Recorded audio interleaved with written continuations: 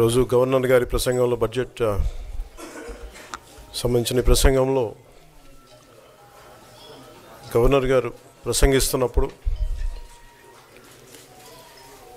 గత ప్రభుత్వంలో ఉన్న నాయకులు వారి సభ్యులు చాలా హుందాగా గవర్నర్ గారు ప్రభుత్వం తరపున ఆయన సందేశాన్ని తీసుకెళ్తున్నప్పుడు వారు చేసింది ఏమాత్రం సబబుగా లేదు. గవర్నర్ గారు గత నెల రోజులుగా ఆయన ఆరోగ్య పరిస్థితి బాగా లేకపోయినా కానీ కంటిన్యూస్గా తీవ్ర జ్వరంతో బాధపడుతున్నప్పటికీ కూడా ఆయన ప్రత్యేకించి వచ్చి ఆయన ఈ రోజుని చాలా ఘనంగా చాలా బలంగా ఈ మెసేజ్ని ఇచ్చినందుకు ముందుగా గవర్నర్ గారికి మా ప్రత్యేక ధన్యవాదాలు. గవర్నర్ గారి ప్రసంగంలో వైసీపీ అగ్రనాయకత్వం కానీ సీనియర్ నాయకులు కానీ వారి ఎమ్మెల్సీ సభ్యులు కానీ గవర్నర్ గారి ప్రసంగం పత్రులు చించేయడం కానీ లేదంటే వారు ప్రత్యేకించి డిమాండ్ మాకు ప్రతిపక్ష హోదా ఇవ్వాలి అనేది చాలా బలంగా మాట్లాడుతూ వచ్చారు. ఇది అడిగితే వచ్చేది కాదు, అది ప్రజలు ఇస్తేనే వస్తుంది. బేసిక్గా ఒకటి హయ్యెస్ట్ మెజారిటీ ఎవరికి ఉంది వాళ్ళు ప్రభుత్వం ఫామ్ చేస్తారు, వాళ్ళకంటే నెక్స్ట్ స్టేజ్ ఎవరికి ఉంటే వాళ్ళకి ప్రతిపక్ష హోదా ఇస్తారు. అంతేగాని గతంలో మేము ప్రభుత్వాన్ని పరిపాలించాం కాబట్టి మా ప్రతిపక్ష హోదా ఎవరికి ఇవ్వరు. కనీసం జనసేన కంటే కూడా ఒక సీట్ ఎక్కువ ఇచ్చినా కానీ వాళ్ళకి ప్రతిపక్ష హోదా దక్కేది. ఈ రోజున ప్రభుత్వంలో second largest party Janasena. So దాన్ని ప్రజల దృష్టికి తీసుకొద్దాం. వైసీపీ నాయకులు వాళ్ళు చేస్తుంది ఏంటంటే మాకు ప్రతిపక్ష హోదా ఇస్తే తప్ప మేము అసెంబ్లీలో అడుగు పెట్టాం లేదంటే ప్రసంగాలను అడ్డుకుంటాం అని ఇది సరైన మెసేజ్ బయటికి వెళ్దాం.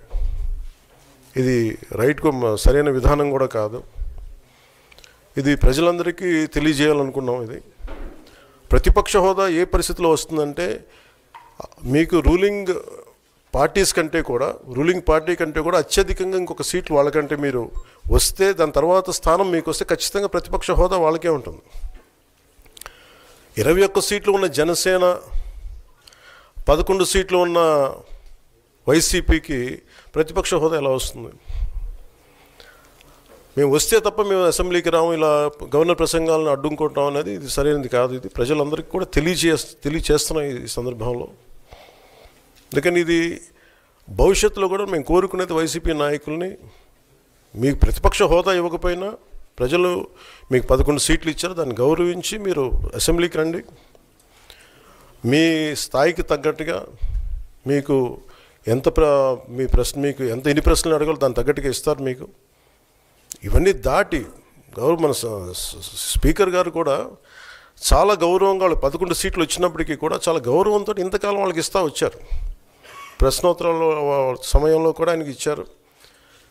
గతంలో కూడా ఇవన్నీ ఆయన రావడానికి కూడా ఆయన ఎలా రావాలి ఏం చేయాలి దానికి కూడా చాలా ఏమాత్రం ఇబ్బంది పెట్టకుండా గతంలో కూడా చేశారు. ఫస్ట్ మీరు మనకి గవర్నమెంట్ ఫామ్ అయిన తర్వాత కూడా వీటిని దృష్టిలో పెట్టుకొని వైసీపీ కొంచెం హుందాగా వ్యవహరించాల్సిన అవసరం ఉంది. వైసీపీ నాయకులకు కూడా మీకు బాధ్యత ఉంది. గవర్నర్ గారి ప్రసంగాన్ని మీరు ఆ విధంగా మీరు ప్రశాంతంగా విని దాన్ని వచ్చే జరుగుతున్న సమావేశాల్లో మీరు దాని మీద లోటుపాట్లు మీరు చెప్తే బాగుంటుంది తప్ప ఇలా కూర్చోబెట్టి అరుపులు కేకలు ఇది సమంజసంగా లేదు.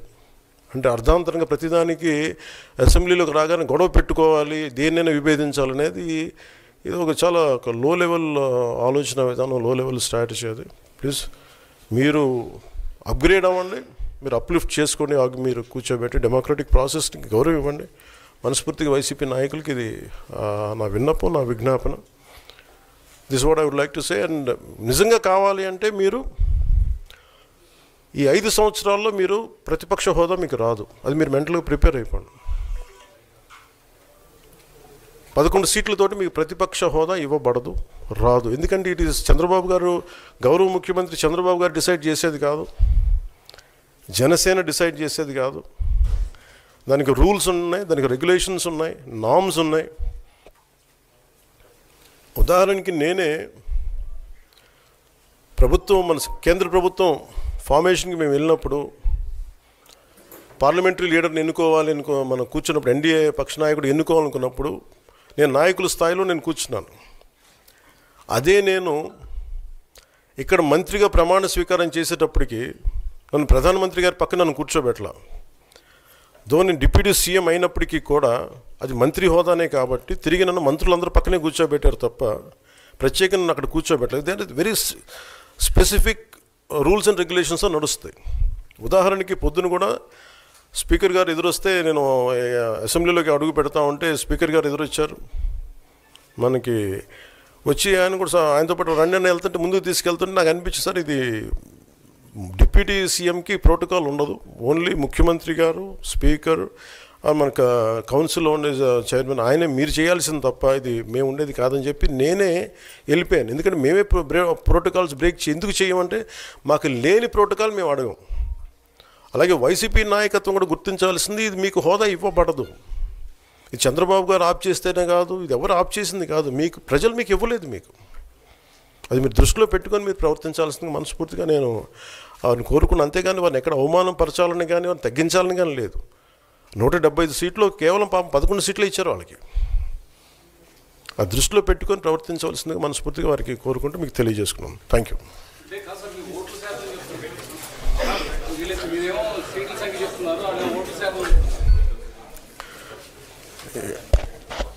ఫస్ట్ అప్పుడు ఏం చేయాలంటే సార్,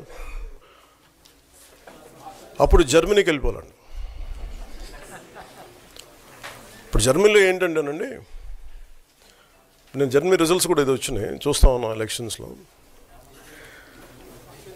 25% వచ్చిన హైయెస్ట్ పర్సంటేజ్ ఆఫ్ వచ్చిన ఓటుకి ఇన్ని ఎంపీస్, ఇంత అసెంబ్లీ స్థానాలు ఉంటాయి వాళ్ళకి. 5% మించి తక్కువ వస్తే 5% ఓట్లు మిగతా వాళ్ళు పంచుకుంటారు.